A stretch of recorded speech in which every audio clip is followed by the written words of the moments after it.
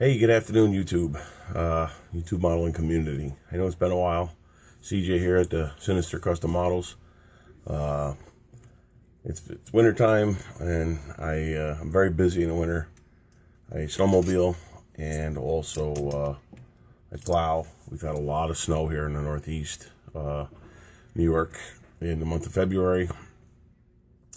It's been a minute since I posted a video. Actually, I was just looking up here, and I have my buddy's mass card from his funeral, which was January 18th, and I believe that was about the time that I posted my last video. So I'm gonna do a little update. I haven't had a whole lot of shop time. I've been plowing a lot. I bought a new truck and a new plow, so you know when you buy a new plow, you gotta plow a lot to help pay for it. It's a new plow is $7,000. So I did a lot of plowing, did a lot of snowmobiling, had some good trips. I don't travel anywhere. Where I live in Orange County, New York, there's a lot of land, a lot of farmland, and we ride around here. I do have buddies that go upstate and ride Old Forge and stuff, but I haven't been there. All of my sleds were always older. They were always I just sold 2 of my 1996 sleds, but even though they're old, I keep my machines in immaculate brand new condition. So I sold a couple sleds. I had 1, 2, 3, 4, 5. I think I had 5. I sold 2 and I updated. After one night, I went out with a bunch of kids. I'm almost 45 years old, whatever, and I rode with like 10 or 12 kids that night, all, in their early 20s. And they all had newer, updated sleds, and I had my old 96. And the suspension is huge difference. So we left here at like 6 o'clock one evening, and I think we rode till like 2 in the morning. And I have no problem keeping up with them speed-wise. My sled was fast enough, but my body just couldn't take the abuse. It took me 3 days before I could walk straight again, And I got a bad back, so I just finally said, you know what, that's enough. So I sold 2 sleds, and I updated to an 05. Bought a Skidoo Rev, and what a difference. I think a week ago, I rode almost 200 miles in a weekend, all local. And no problem, get it right off the machine, and I could do another 200 miles. Is what it is. So that was cool. It was a good winter. Sad to see the snow go, but Saturday I'm gonna take my bike out. As long as I can get it out of my road. I own a private road, and it's dirt, so I'm kind of hoping that I can skinny down the edge or find a dry spot, pick a rut. It's like dirt bike racing, you got to pick a line and stick with it. And then I might have to stop at the end of my road to clean it. But anyway, back to the models. So I've only spent maybe 4 hours in the model shop in the last month and a half. A little bit of time here, a little bit of time there. So this is what I'm working on. This is a 67 Chevelle Pro Street. Let's see, whose kit is it? It's a AMT kit, which I'm not a real big AMT fan, but whatever. It's a cool kit. And without further ado, let me show you where I'm at. I'll have to adjust my screen here. All right. Let me see. Maybe I got it adjusted a little bit better. Bring it a little closer for you guys here. Like I said, it's not done, but it's getting there. It is a acrylic. I put a enamel base silver down, and then I did a fluorescent orange, and I made it a candy. It wasn't a candy paint, but I made it a candy paint. So it's getting there. I painted it about 8 times before I had other intentions, but every time I attempted it, I screwed up. So I just finally left it the way it is before I get too much aggravated, and I'll work on my other plan, next. So it's not, it's nothing too fancy. Pop the hood off for you there. Nothing in the engine bay yet. I had the engine right here. I'm working on it. You know, I do all my own wires. I use anodized aluminum wiring, and I run them myself. I'm not a real big fan of, I've never bought a pre-wire distributor. Every one of my kits I've always wired by hand. It's just the guy I am. So, that's the motor. Big block Chevy, tunnel ram. I'm going to put wires on it. And I got some pretty tiny, I think they're 22 gauge red and black wires that I'll run for the, the battery and the alternator and the starter wire. Let's see what else.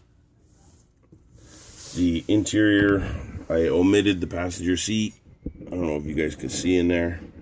Got rid of the passenger seat. And, did seat belts. Nothing fancy in there at all. Did the roll cage in orange. Still got to put the glass in the car. And, that is what it is. So, next I'm still working on, finishing up the bottom. But, looks cool. I did some anodizing on the chrome shocks. I did the shock bells blue on both the wheelie bars and also the rear shocks. And the front wheels are turnable.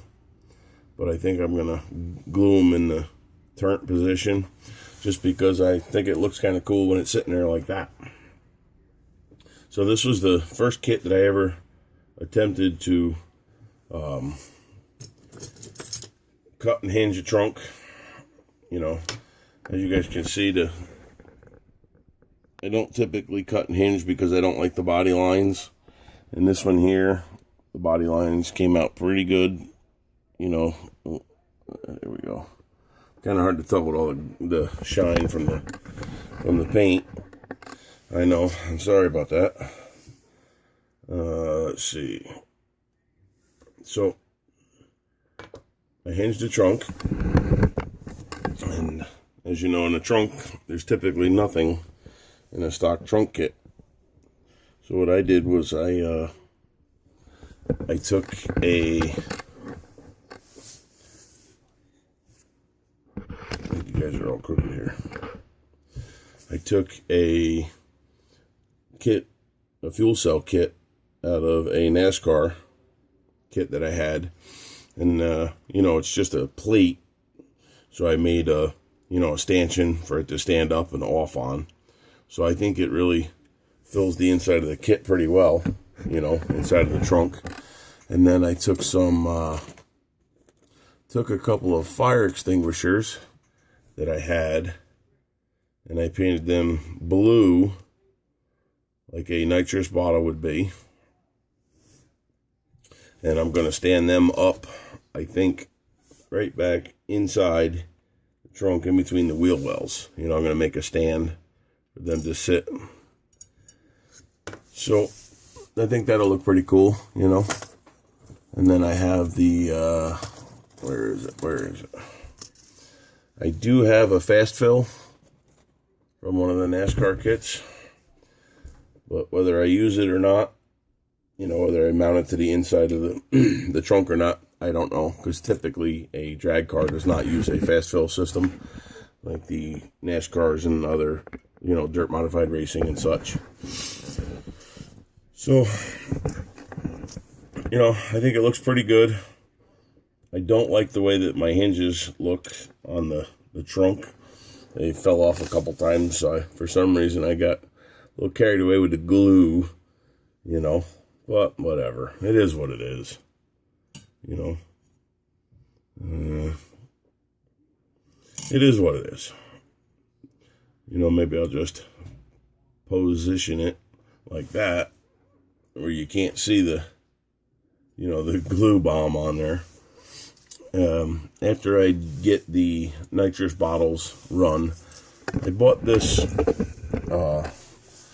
wire, from Hobby Lobby. It's like beading wire kind of stuff. And I have a couple different size rolls of it. They got 018, 038, well, those are metric, excuse me, 018, 015, and 012. And also I got this heavier braided beading wire, you know. It's aluminum, and actually it's just twisted pair is all it is. Actually, I think it's 3, but it's twisted up. And it looks like almost like braided stainless. So I'm gonna hook this into the nitrous bottles, you know, and then I think I'm gonna run it up to the base plate, maybe into the tunnel ram or something. I'm not sure. Usually I do fuel lines, you know, I run up into the, you know, the carburetors, each one of them, and I might do this with the, you know, with the nitrous and do the fuel a different color.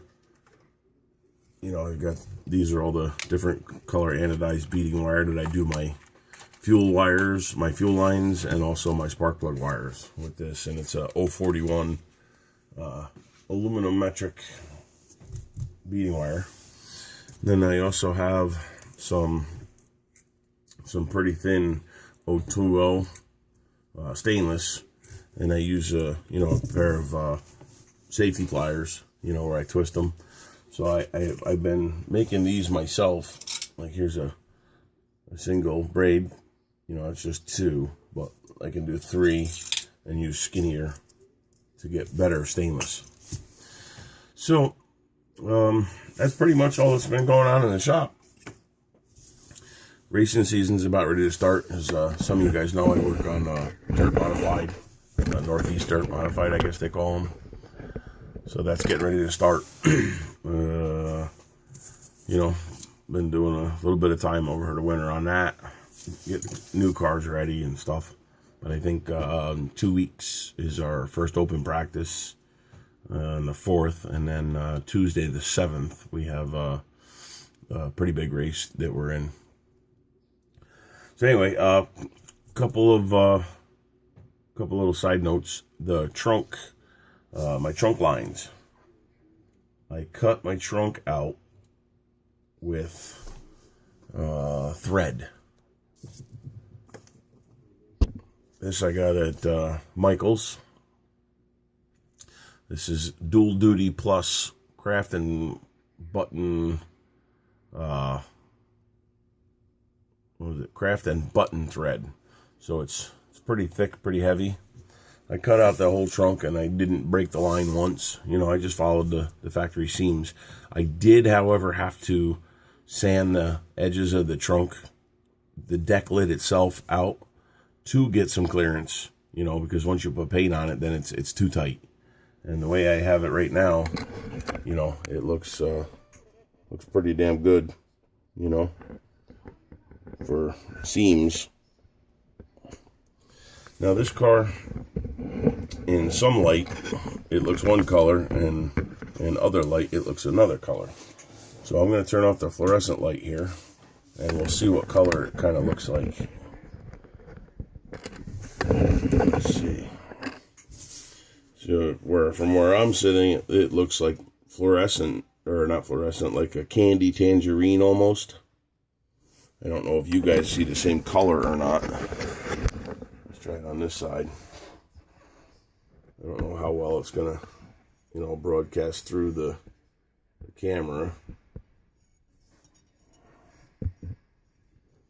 But I just thinned out the acrylic and then sprayed it in really light mist coats, you know.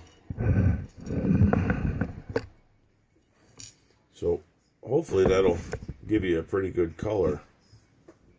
But I know I've had issues where I'm not, I don't know why the color of my videos don't come out the same color I see them, you know. Whatever, I guess. Let's see what else I got going on. That's pretty much all I've been doing for, you know, kits. Oh, I purchased a craft machine where I can cut out vinyl. And the reason why I did it is because I want to be able to cut stencils out when I'm painting the cars. You know, like just for example, here is some flames that I took off a Google image, and then I transferred them into the program that, what is the name of it? Silhouette. It's a Silhouette Cameo cutting machine. Here's the machine. Runs off my laptop. The machine itself will cut vinyl, cuts fabric, cuts cardstock. So my plan is to, you know, cut out flames, stars, shamrocks, whatever I want to, and, you know, stick the vinyl to the kit, then paint the kit, then take the vinyl off. You know, so this way I would have whatever scale version, whatever scale size flames or decals, or if I wanted to do a 3-stage flame job, you know, I can cut out 3 sets of vinyls, put the first set on, spray it, clear it, pull the vinyl off, then put the next set on, spray it, clear it, pull it off, then a third set. So this way I could have 3 sets of flames stacked on top of each other. It's probably going to take me a little while because everybody here knows, anybody who knows me, who watched my channel, knows that I have issues when it comes to painting. I'm not a painter, but, you know, I keep sticking with it, you know. No matter how many times it takes me, I'll keep stripping it down and repainting it until I get it the way I want it, you know. So we'll see. I'm sure you guys will see my progress with that. Hopefully it'll be good. I guess that's it. My shop's a mess because I haven't been in here on a regular basis. I really should be cleaning the shop right now, but yeah, fuck it, whatever. That's it, guys. Hope everybody had a good winter. We'll talk to you soon. Thanks a lot.